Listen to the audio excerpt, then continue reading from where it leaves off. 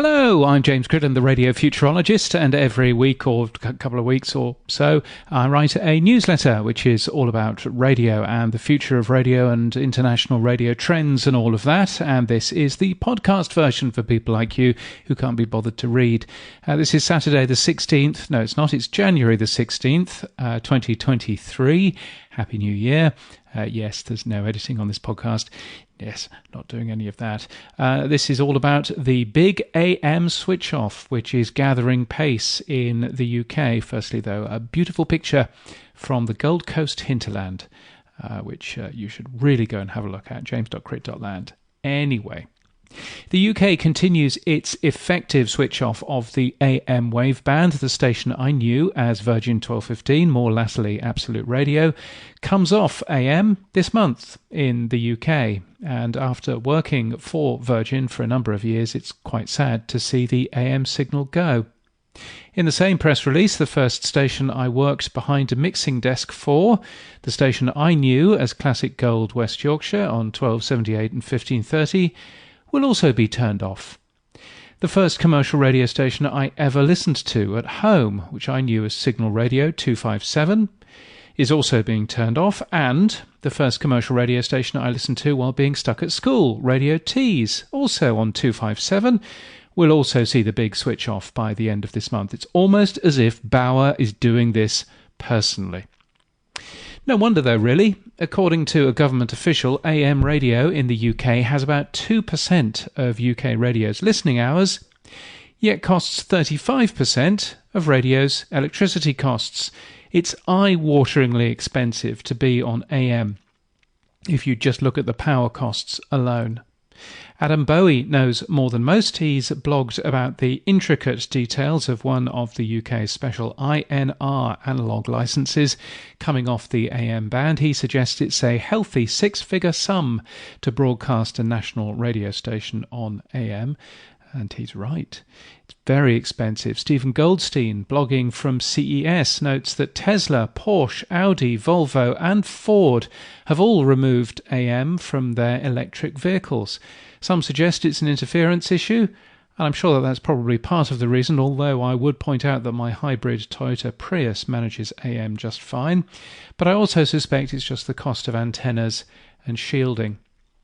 Remaining on the AM dial in the UK and using the same shared transmitter network are talkSPORT and BBC Radio 5 Live, and it's likely that long term that'll mean that their costs increase too. AM radio is clearly on its last legs, regardless of what the good folk at the DRM consortium will tell you. And what happens in the US and Europe will have its effects elsewhere in the world as well. Here in Australia, the ABC's flagship speech services, ABC Local Radio, News Radio and Radio National, are all on AM in the capital cities. Their presence on DAB, surely one of the escape rafts for those services, is never once mentioned on air. Each of those services is in decline, and I worry about them.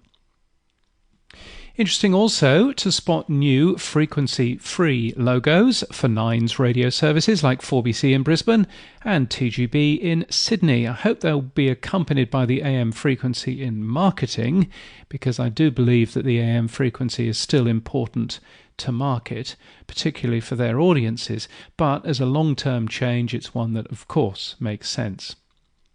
I link in my newsletter, which you'll find linked from this podcast, to a great piece from Valerie Geller written back in 2006, which radio programmers would have been wise to have listened to. It argues for doubling down on radio's unique selling proposition rather than cutting it out and relying on syndicated stuff.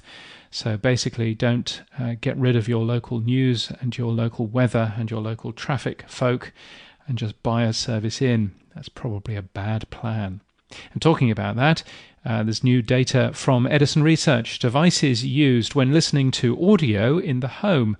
Mobile is number one. Radio is number two. Now, that's not saying that nobody listens to the radio, but it is saying that the very device that you might listen to the radio on now will also deliver you 10 great songs in a row or music from the 80s to now via Spotify or YouTube Music or anything else. So what is your unique selling proposition?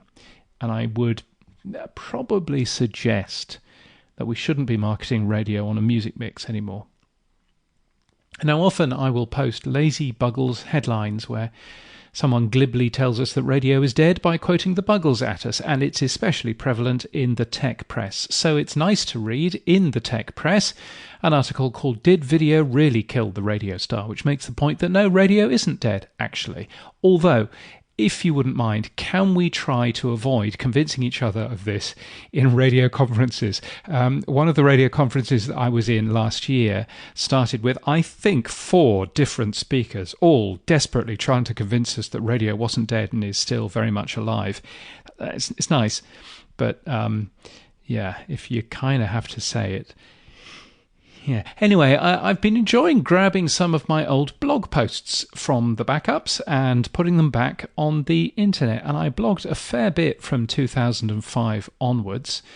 So linked from my newsletter today is, for example, a review of a Sky Gnome, if you remember what one of those was. No? Just me then. Some of the podcasts I listened to in 2006, and from later in 2006, a review of the Virgin Mobile Lobster phone, if you remember that. Again, just me? Anyway, I hope to delve into 2007 soon, but it's been quite fun to have a look through my blog posts from 2006 when I was in a good place, which is more than you can say about much of 2007. Anyway, still, there we go.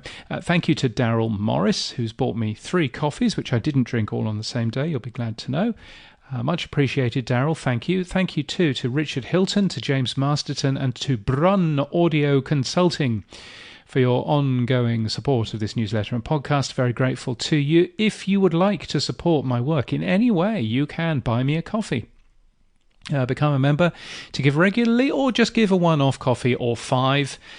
You can do that at buymeacoffee.com. And if you're using a new podcast app, then you can hit the boost button and send me some sats. That would be a lovely thing. No idea where they'll go.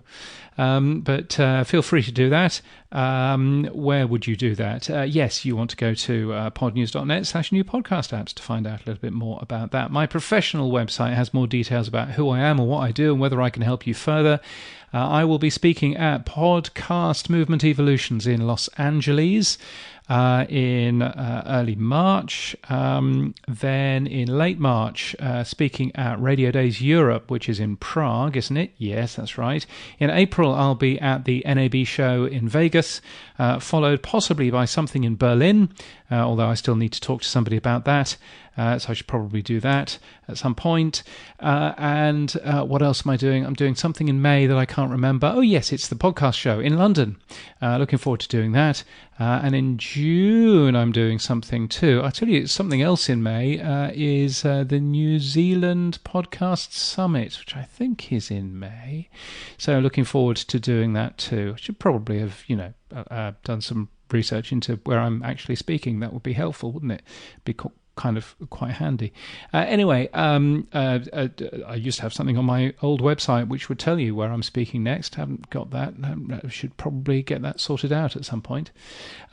Anyway, I think I'm rambling now. So thank you very much for listening. If you would like to subscribe to the newsletter, then you probably should. It's at james.crid.land. That's james.crid.land. And until next time, keep listening.